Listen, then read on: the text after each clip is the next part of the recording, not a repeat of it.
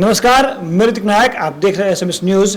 आज बात करेंगे झाबुआ जिले और मध्य प्रदेश में आबकारी और राजस्व की। दरअसल मध्य प्रदेश हो या कोई और प्रदेश, देश भर में सबसे ज्यादा राजस्व देने वाले विभागों में आबकारी एक बड़ा हिस्सेदार है। इसके अलावा पेट्रोलियम और तंबाकू पदार्थ, गुटखा पदार्थ जो होते हैं वो भी राजस्व में एक बड़ा हिस्सा देता है, लेकिन शराब का राजस्व में जो एक हिस्सा है, जो एक योगदान है, वो सबसे बड़ा होता है। इसलिए कोई भी सरकार शराब बंदी करने पर बचती है, इसके सवाल पर बचती रहती है। तो इसके पहले कि हम आपको बताया कि झाबुआ जिला, जिसको एक गरीब और पिछड़ा हुआ जिला बताया जाता है, वो राजस्व में कितनी बड़ी रकम देता है, उसका मध्य प्रदेश के राजस्व में कितना बड़ा योगदान है। उससे पहले आपको बता दें कि मध्य प्रदेश में आबकारी का पूरा जो ड्राफ्ट है वो किस तरीके से, कितनी दुकान है शराब की, कितने विदेशी है, कितनी देसी है।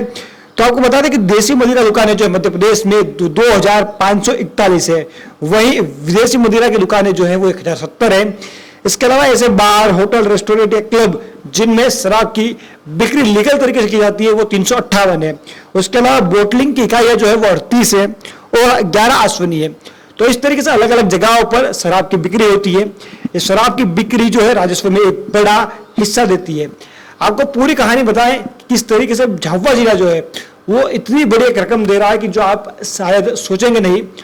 तो जब हमने बात करी आबकारी के ऑफिसर से, आबकारी के अधिकारियों से, तो उन्होंने बताया कि किस तरीके से झाबुआ जिला जो है वो 200 करोड़ से अधिक का राजस्व जो है मध्य प्रदेश सरकार को भेजता है। जी हाँ, आपने सही सुना, 200 करोड़ रुपए, 200 करोड़ से अधिक का राजस्व जो है पिछले साल मध्य प्रदेश सरकार को झाबुआ जिले ने आबकारी विभाग से भेजा था।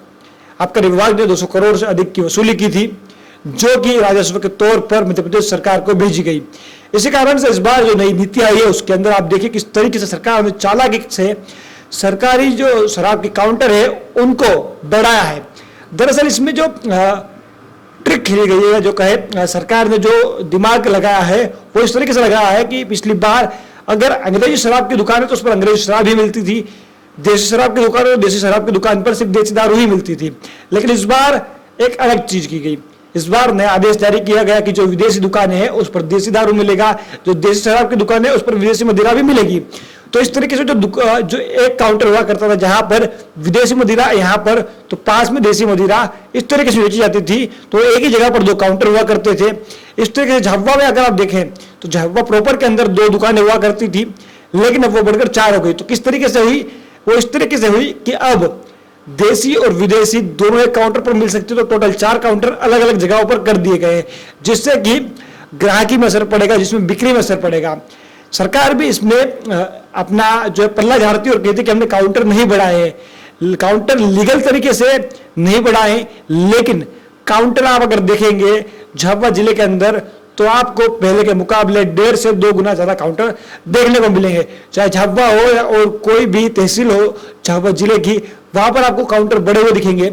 उसका कारण साफ है कि अब देसी विदेशी का जो फर्क था कि देसी दुकान पर विदेशी मदिरा, विदेशी दुकान पर देसी मदिरा नहीं मिलती थी, वो अब मिलने लगेगी।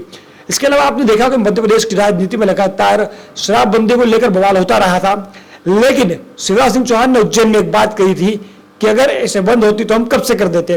दरअसल उनका कहना था कि शराबबंदी जो है वो करने से राजस्व बड़ा नुकसान होता है और ऐसे बंद करने से बंद होती तो हम कर देते। कुल मिलाकर वो इससे बचते नजर आए। वो ही नहीं, अगर कोई और मुख्यमंत्री भी होता है तो शराबबंदी से इसी तरीके से बचते नजर आता है। उसका कारण होता है कि राजस्व का एक बड़ा हिस्सा जो होता है वो शराब से आता है और शराबबंदी होने पर ये एक घाटा हो सकता है। इसके अलावा झाबुआ जिला जो है उसमें शराब की इतनी बिक्री होने का कारण जो है वो आपको बता दें कि गुजरात जो है वहां पर शराबबंदी है और यहां से भारी मात्रा में अवैध रूप से गुजरात जो है वो शराब भेजी जाती है। सरकार लाख दावे कर ले, लेकिन जमीनी हकीकत हर किसी को पता है कि कितनी भारी मात्रा में गुजरात में शराब मध्य प्रदेश से बेची जाती है। झाबुआ जिला गुजरात के बॉर्डर पर लगा हुआ है, सटा हुआ इलाका है। इस कारण से यहाँ पर भारी मात्रा में रात में या कहे कि दिन दहाड़े भी गुजरात के लिए अवैध रूप से शराब सप्लाई की जाती है। हमारा आदिवासी इलाका है, थोड़ा अशिक्षित इलाका है, जहाँ पर हमारे जनजाति के भाई या कहे कि हर कोई शराब का सेवन बड़ी मात्रा में करता है। शादियों में शराब का सेवन बहुत ज़्यादा होता है। यही एक कारण है कि भारी मात्रा में एक्सीडेंट भी होते हैं। तो कुल मिलाकर जो कहने का मतलब है कि झाबुआ जिले में शराब का सेवन और शराब का जो है एक एक्सपोर्ट कहें, क्योंकि पड़ोसी राज्य गुजरात में एक्सपोर्ट भी होता है इलीगल रूप से, इस कारण से शराब का जो बिक्री है वो बहुत ज्यादा है। इसके अलावा अनुमानित जो अगले साल के लिए, अगले साल का जो वार्षिक उनको उम्मीद है, आबकारी को जो उम्मीद है अगले साल की, वो है 250 करोड़ रुपए, 245 से 250 करोड़ रुपए की। यानी कि उनको उम्मीद है कि इस बार 50 करोड़ रुपए अधिक राजस्व जो है यहाँ पर उनको मिलने वाला है। यह बिक्री नहीं, मैं आपको राजस्व बता रहा हूँ, 250 करोड़ की बिक्री नहीं, ये सिर्फ राजस्व है 250 करोड़ का। बिक्री इससे कई गुना ज्यादा होती है, ये सिर्फ उससे जो मिलने वाला राजस्व है उसकी रकम है 250 करोड़ रुपए। तो इसी कारण से आप देखिए किस तरीके से जो है शराब को एक तरफ तो सरकार कहती है कि हम कम करना चाहते हैं, झाबुआ जिसे आदिवासी इलाकों में कहा जाता है कि हम देसी शराब पर ध्यान देंगे और विदेशी शराब को पीछे करेंगे, लेकिन देशी हो विदेशी हो, सरकार हो या गैर सरकार हो, सभी लोग शराब को इसीलिए बढ़ावा देना चाहते हैं कि सरकार को राजस्व मिलता है, ठेकेदारों को पैसा मिलता है और यह बहुत बड़ा एक राजस्व का बहुत बड़ा एक आय का स्रोत है। ऐसे झाबुआ जिला जिसको आप कहेंगे पिछड़ा जिला है, गरीब जिला है, देखिए किस तरीके से शराब पर दिल खोल कर पैसा लुटा रहा है, या कहे कि जो है सरकार की और ठेकेदारों की जेब किस तरीके से बढ़ता है।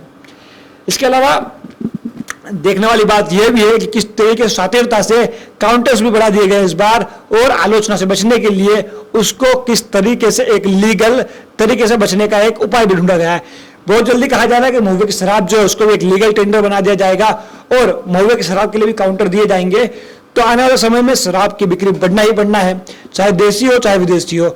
ऐसे में जो लोग कहते हैं कि शराब बंदी करना है, शराब को लेकर जागरूकता फैलाना है, तो वो बातें ऐसे में सिर्फ एक कोरी मिथ्या लगती है, ऐसा कुछ होता प्रतीत नहीं आता है। आपको क्या लगता है वो जरूर बताइएगा, लेकिन उसके पहले आबकारी के इस अधिकारी को सुन लीजिए, उनका इस पूरे मामले पर, पूरी नई आबकारी नीति पर, इस राजस्व के कलेक्शन पर क्या कहना है। उनको सुनिए और समझिए कि ये पूरा का पूरा मसला क्या है। सर, झाबुआ में जो काउंटर स्टेज जिस तरीके से आपने बताया कि काउंटर नहीं बढ़े, जिले में अभी तक कुल कितनी दुकानें हैं और किस तरह की नई नियमावली के आधार पर अलग अलग जिलाओं पर अभी झाबुआ में शुरू हुई है दुकान? विगत वित्तीय वर्ष में जिला झाबुआ में 18 विदेशी मदिरा दुकान एवं 15 देशी मदिरा दुकान थी। इस वर्ष नई आबकारी नीति के तहत मदिरा दुकानों को कंपोजिट शॉप के तौर पर परिवर्तित किया गया है शासन के द्वारा, जिसमें यह प्रावधानित है कि देशी और विदेशी मदिरा दुकानें एक ही काउंटर से विक्रय की जा सकेंगी। इस लिहाज से नंबर ऑफ काउंटर्स की संख्या तो नहीं बढ़ी है, किंतु देशी मदिरा दुकान पर अब विदेशी मदिरा दुकान, विदेशी मदिरा और विदेशी मदिरा दुकानों पर देशी मदिरा की उपलब्धता भी रहेगी। सर, अभी झाबुआ में प्रॉपर में कितने देशी मदिरा दुकानें थी और कितनी अंग्रेज शराब की दुकानें? विगत वित्तीय वर्ष में 15 देशी मदिरा दुकानें थी और 18 विदेशी मदिरा दुकानें थी। वर्तमान में कुल 33 कंपोजिट शॉप्स जिला झाबुआ में संचालित हैं। सर, राजस्व की बात की, पिछले वर्ष में जो राजस्व झाबुआ जिले की तरफ से विगत वित्तीय वर्ष में 200 करोड़ से अधिक का राजस्व आबकारी आय के रूप में प्राप्त हुआ है और इस वर्ष 245 करोड़ से अधिक के राजस्व की हमको आशा है।